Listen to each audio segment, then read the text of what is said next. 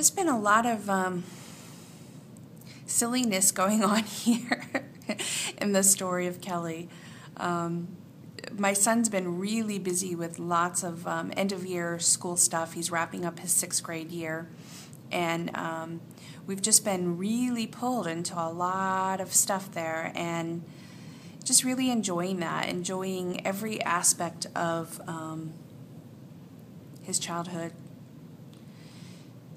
Also noticing this pull, if you will, towards beingness, just loving what is and being with that. I've shared with a bunch of you that I've been juicing for a solid week now, which just loving it, absolutely loving it. Juicing all raw, all organic, and combining that with this exercise regime I've been on for about 6 months now. And the body is just thriving like it's never thrived before. You know, ultimately, when this started out, there was a desire to get this weight that had been put on through a hysterectomy and various other things that had happened with the physical body, and all that extra weight and heaviness that seemed to pack on after that surgery. And now the focus is not on any goal. There's no expectation here, and yet the body is thriving. The weight's falling off without any ardor, and it's a peaceful, happy space. It's a loving space. It seems like in the story of Kelly that body connection thing was the last piece that needed to happen, and yet even that is a story, right? This body, this vessel, this thing, doing what it does, no ownership of it, and yet the beauty of it, recognizing itself as love, is the only way I can put it. And that recognition of itself as love, there's no resistance to it being the way that it's showing up. And in loving the way that it's showing up, it seems to be transitioning. I know that sounds strange, but that's the only way I can put it into words. A follower wrote to me recently about their own transition in this thing called unfolding, and how it's impacted their relationships and their friendships, and how in their own personal journey they feel alone. They feel like those that they used to associate with no longer fit into this new way of life.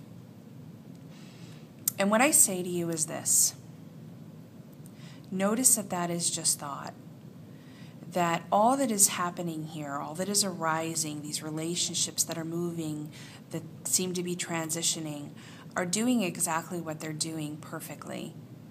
The only time the suffering seems to happen, or the loneliness seems to be experienced, is when thought is being believed, that something should be other than the way that it is. I can identify with this with the body. It was the one connection that seemed to be disconnected here in the story of Kelly. And there seemed to be this struggle with allowing it to be the way that it was, and needing it to be something other than it was. This is no different than any other struggle.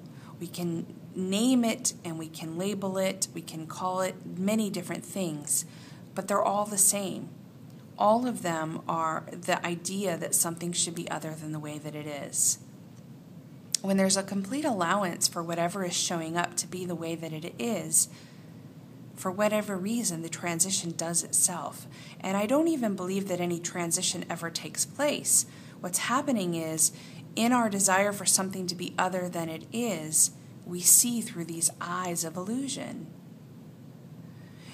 Just as I've mentioned before in past videos, when this experience of seeing dead people started for me after my NDE, they came through in this very perceived scary way. They were terrifying to me. And yet when all the ideas about what they were looked at and let go, what was seen was beauty. And I believe that's happening in everything that's going on here in this elusive world that we seem to be living in. The happenings are not bad. It's our ideas and our stories about the happenings that make it seem so. So if I'm sitting with someone that doesn't seem to line up in this current version or story of Kelly, and the whole time I'm sitting with them, I'm thinking it would be much nicer of a lunch if they were communicating in my language, and if we could talk about non-duality, and if I could have them understand the way that I see things, and if they could share the way that I would like things to be shared, then I'm missing the opportunity that's right there. I'm missing their beautiful eyes sparkling and their wonderful lips moving and the music that's coming out of their mouth. It doesn't have to be music that I love. It can be music that just is. I don't have to gravitate towards it and make it something other than what it is. We miss the love that is here through the thoughts and stories and ideas that it should be other than the way that it's showing up. Just like the body being allowed to be the way that it is, the relationships being allowed to be the way that they are. The loneliness is being experienced because there is a thought that that which is showing up isn't perfect. You'll notice that as allowance is happening, these friendships seem to shift, and yet nothing is shifting at all except for our perception of what is here. And it may very well be that life moves some of these friendships and relationships out of the experience and new ones come in. And yet even that is divinely happening without anyone causing it to happen.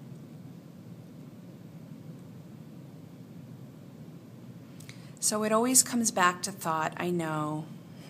We want it to be something else. We want it to be something other than that. We want it to be more complicated or difficult, or we want some bigger explanation to why this is the way that it is. But it always comes back to thought, perception, ideas. The suffering is always in the struggle with what is, wanting it to be something other than it is. Sending much love. Until next time.